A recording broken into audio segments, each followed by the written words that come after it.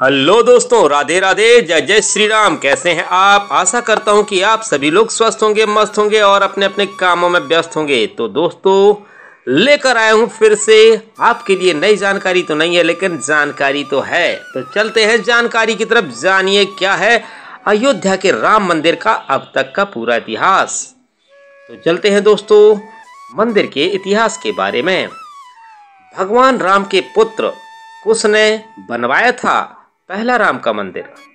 पौराणिक कथाओं और धर्म ग्रंथों के आधार पर तय हुई परंपरागत धारणाओं के अनुसार अयोध्या के पवित्र श्री राम जन्मभूमि मंदिर के इतिहास का विवरण कुछ इस प्रकार है।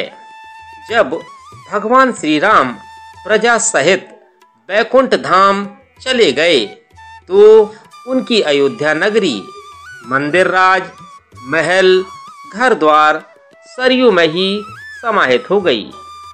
मात्र अयोध्या का भूभाग ही बच गया और वर्षों तक यह भूमि यूं ही पड़ी रही। बाद में कौशाम्बी के महाराज कुश ने अयोध्या को फिर से बसाया। इसका वर्णन कालिदास के ग्रंथ रघुवंश में मिलने की बात कही जाती है। लोमस रामायण के अनुसार उन्होंने ही सर्वप्रथम पत्थरों के खंभे वाले मंदिर का अपने परमपिता की पूज्य जन्मभूमि पर निर्माण करवाया। वहीं जैन परंपराओं के मुताबिक अयोध्या को ऋषि भदेव ने फिर से बसाया था। भविष्य पुराण के अनुसार उज्जैन के महाराज विक्रमादित्य ने एक बार फिर से यानी कि दूसरी बार उजड़ी हुई अयोध्या का निर्माण करवाया। धार्मिक ग्रंथों के अनुसार उन्होंने अयोध्या में सरयू नदी के लक्ष्मण घाट को आधार बनाकर 360 मंदिरों का निर्माण करवाया था। वे भगवान विष्णु के परम भक्त थे और इसलिए उन्होंने ही श्री राम जन्मभूमि पर एक भव्य मंदिर का निर्माण करवाया था।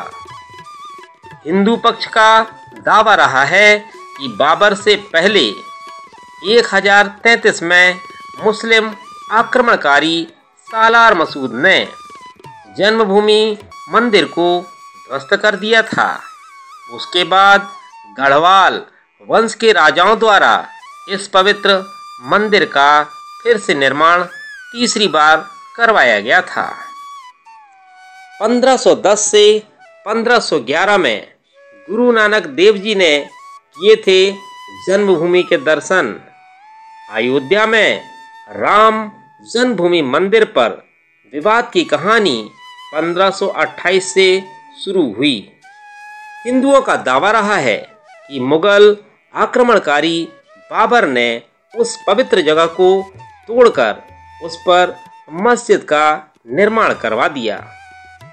अयोध्या जन्मभूमि बाबरी मस्जिद विवाद पर अपना ऐतिहासिक फैसला देते हुए सुप्रीम कोर्ट ने उन सिख ग्रंथों को भी अहम सबूत माना था, जिसके मुताबिक सिख धर्म के संस्थापक गुरु नानक देव जी आक्रमणकारी बाबर के भारत आने से पहले ही भगवान राम की जन्मभूमि के दर्शन के लिए अयोध्या पहुंचे थे।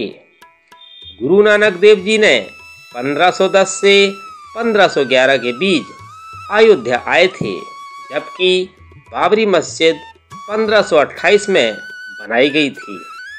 इतिहासकारों के अनुसार वहां पर बाबर के कहने पर उसके एक सूबेदार ने मस्जिद का निर्माण करवाया था।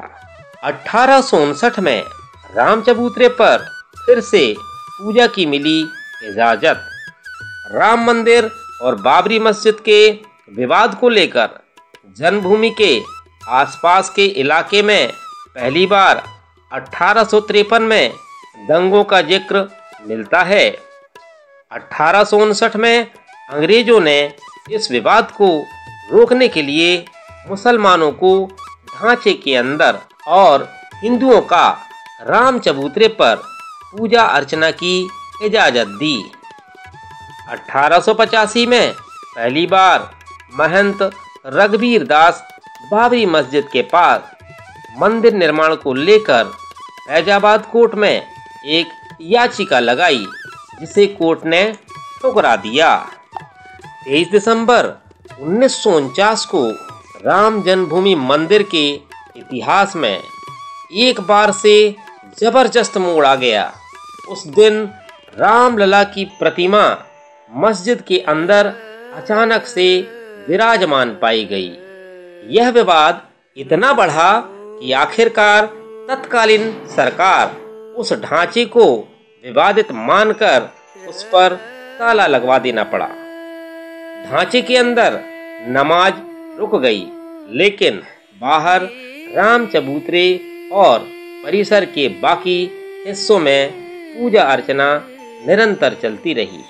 1950 से तात्कालिक विवादित परिसर को लेकर कानूनी जंग शुरू हुई। गोपाल विशारद और रामचंद्र दास ने ढांचे के अंदर रामलला की मूर्ति पूजा की इजाजत और उनकी प्रतिमा वहीं रहने देने की अनुमति के लिए फिरोजाबाद सिविल कोर्ट में 2 अर्जी दाखिल की। 1959 में निर्मोही अखाड़ा ने भी तीसरी अर्जी लगा दी। इसके जवाब में 1961 में यूपी सुन्नी वक्फ बोर्ड ने विवादित जगह पर कब्जा लेने और ढांचे के अंदर से मूर्तियां हटाने की अर्जी लगाई। 25 साल बाद 1986 में यूसी पांडे की याचिका पर फैजाबाद के जिला जज के.एम. पांडे ने 1 फरवरी 1986 के ऐतिहासिक फैसले में विवादित ढांचे से ताला हटाने का आदेश दिया और हिंदुओं को पूजा करने की अनुमति भी दे दी। अगस्त 1989 में इलाहाबाद कोर्ट ने फैजाबाद जिला अदालत से टाइटल सूट अपने हाथों में ले लिया, यथास्थिति बरकरार रखने का आदेश दिया, यानी पूजा अर्चना निरंतर जारी रही। नवंबर 1989 में तत्कालीन सरकार ने विश्व हिंदू परिषद के विवादित भूमि के पास ही शिलान्यास की इजाजत दे दी। 6 दिसंबर 1992 को अयोध्या में राम जन्मभूमि आंदोलन से जुड़े लाखों कार सेवक जुटे थे। उन्होंने ही इस विवादित ढांचे को ध्वस्त कर दिया। भगवान रामलला ढांचे से निकलकर अस्थायी टेंट में आ गए। सुप्रीम कोर्ट ने इस विवादित जमीन पर यथास्थिति बनाए रखने का आदेश दे दिया और 6 दिसंबर 1992 से लेकर 9 नवंबर 2019 के सुप्रीम कोर्ट के फैसले तक रामलला उसी अस्थायी टेंट में विराजमान रहे, लेकिन उनकी पूजा अर्चना और दर्शन का कार्य निरंतर संपन्न होता रहा। 1993 में तत्कालीन पीवी नरसिम्हा राव सरकार ने विवादित जमीन के आसपास की 67 एकड़ अतिरिक्त जमीन को भी अधिग्रहित कर लिया। अप्रैल 2002 से इलाहाबाद हाई कोर्ट ने विवादित जमीन के मालिकाना हक पर सुनवाई शुरू कर दी। 30 सितंबर 2010 को इलाहाबाद हाई कोर्ट ने 3 में से 2 जजों के बहुमत के फैसले से विवादित संपत्ति को 3 दावेदारों में बांटने का फैसला सुनाया। जन्मभूमि समेत 1/3 हिस्सा हिंदुओं को, 1/3 हिस्सा निर्मोही अखाड़े को और 3 हिस्सा मुस्लिम पक्ष को। मई 2018 में सुप्रीम कोर्ट ने कई याचिकाओं को देखने के बाद हाई कोर्ट के फैसले पर रोक लगा दी। बाद के वर्षों में सुप्रीम कोर्ट की देखरेख में मध्यस्थता की कोशिशें भी की गईं, लेकिन विवाद का कोई हल नहीं निकला। आखिरकार तत्कालीन चीफ जस्टिस रंजन गोगोई की अगुवाई वाली सुप्रीम कोर्ट की 5 सदस्यों संविधान पीठ ने 40 दिनों की मैराथन सुनवाई के बाद 16 अक्टूबर 2019 को दशकों पुराने इस कानूनी विवाद पर फैसला सुरक्षित रख लिया।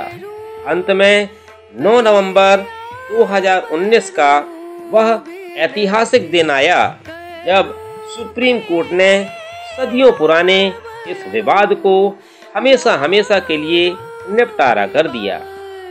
सर्वोच्च अदालत ने संपूर्ण विवादित परिसर पर भगवान रामलला का मलिकाना हक दे दिया और उनके भव्य मंदिर निर्माण के लिए केंद्र की नरेंद्र मोदी सरकार को 3 महीने के भीतर एक ट्रस्ट बनाने की जिम्मेदारी सौंप दी।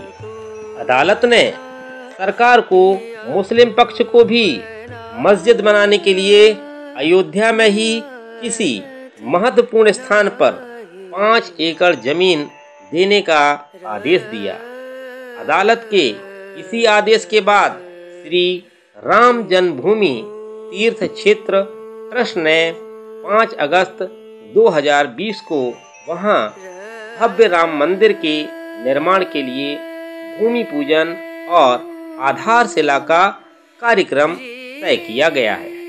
कैसी लगी जानकारी आपको सभी को होगी, लेकिन हो सकता है कुछ तथ्य आपको ना पता हो, आधी अधूरी हो, तो मैंने सोचा बहुत सारी देता हूँ तो थोड़ी सी हम अपने भगवान राम की भी जानकारी दे देते हैं। अगर आपको जानकारी अच्छी लगी हो तो कमेंट बॉक्स पर कमेंट करके जरूर बताइएगा।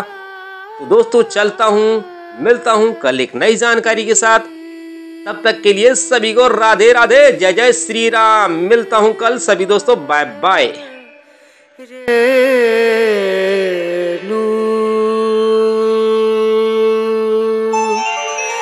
पिया को मना